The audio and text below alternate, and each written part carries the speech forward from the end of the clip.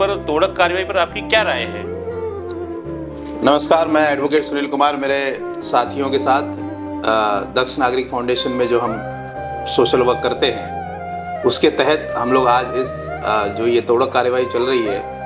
ये तोड़क कार्रवाई एकदम गलत है मेरे हिसाब से, क्योंकि कल ही बॉम्बे हाई कोर्ट में एक जनहित याचिका दायर की गई थी और उस याचिका के दरमियान हमारे श्री चीफ जस्टिस ने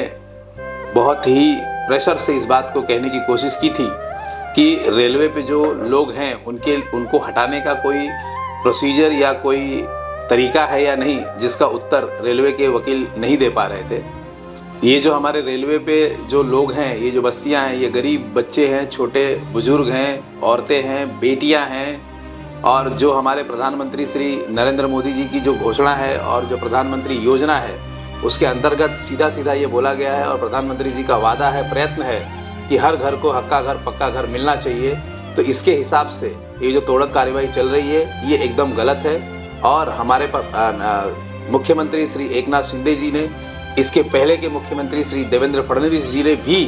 ये वादा किया है कि जो भी लोग 30-40 साल से एक जगह कहीं रह रहे हैं उनको किसी न किसी स्कीम में, पीएपी में या कहीं ना कहीं ट्रांजिट कैंप में उनको हम शिफ्ट करेंगे।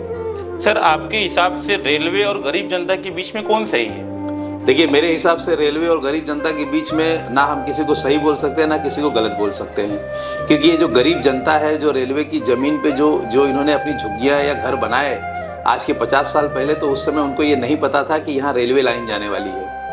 और आज जब इन्होंने वहाँ 50 साल गुजार लिए, ये बेचारे वहाँ अपने बच्चों के साथ रहते हैं, इनके बच्चे वहाँ बड़े हुए, पढ़े बड़े हो गए, ये बुज़ुर्ग हो गए। वहाँ पे कितनी बुज़ुर्ग महिलाओं को मैंने देखा, कितनी बच्चियों को देखा, कितने बच्चों को देखा जो देश के भविष्य है। तो आज की परिस्थिति जो मैंने देखा तो मुझे इतना दुख हुआ, क्योंकि वहाँ पे इनके पास ना तो लाइट कनेक्शन है, ना तो इनके पास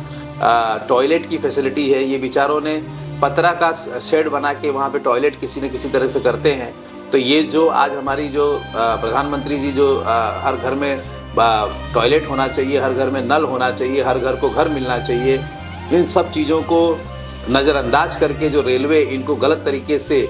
हटाना चाहती है, वो मेरे हिसाब से आज के कानून और माहौल के हिसाब से रेलवे और उनके कर्मचारी पूरी तरह से गलत है। सर, ये जो आप काम कर रहे हैं इसमें कहीं आपका पॉलिटिकल एजेंडा तो नहीं है सर? देखिए, इसमें हमारी एनजीओ किसी पॉलिटिकल एजेंडे को सपोर्ट नहीं करती है। हमारी एनजीओ बेसिकली लोगों के वेलफेयर, उनके अपग्रेडेशन और ख़ास करके महिलाओं के भलाई के लिए काम करती है। ये हमारी जो वकीलों की पूरी टीम है, ये भी हमारे साथ उनके लिए फ्री में लीगल सर्विसेज प्रोवाइड करती है। हाँ, लेकिन यहाँ पे हमें सबसे पहले इस प्रॉब्लम को बताने वाले हमारे माननीय खासदार श्री उत्तर पश्चिम के खासदार गोपाल शेट्टी जी हैं, जिनके लेटर्स को जब मैंने देखा और उनके प्रयत्नों को मैंने देखा, तो मैं देख रहा हूँ कि पिछले 15 साल से वो सतत इन झुग्गी बस्तियों के लिए लड़ने की कोशिश कर रहे हैं, धरना दे रहे हैं, संसद में आवाज़ उठा रहे हैं, सारी चीज़ों को, सारे प्रयत्न उन्होंने किए हैं। लेकिन जब उन्होंने मुझे बोला कि इसमें कोई कानूनी स्वरूप दे सकते हैं, तब मैंने उनसे बात की और मैंने कहा कि सर, इस चीज़ को हम माननीय न्यायालय के सामने ले चलेंगे और न्यायालय से हम इनके लिए आग्रह करेंगे कि इनको न्याय मिले। इसलिए कुल मिला के बोलने का मतलब है कि इसमें मेरा कोई पॉलिटिकल एजेंडा नहीं है, लेकिन हाँ, इसमें मेरा एक दर्द छुपा हुआ है, क्योंकि मैं भी अपनी 27 साल की ज़िंदगी ऐसी झुग्गियों में ही बिताई है और मेरी भी झोपड़ी बार बार टूटी है। तो एक दर्द वाला ही दर्द को समझता है, एक गरीब ही गरीब को समझता है। तो मैं इन्हीं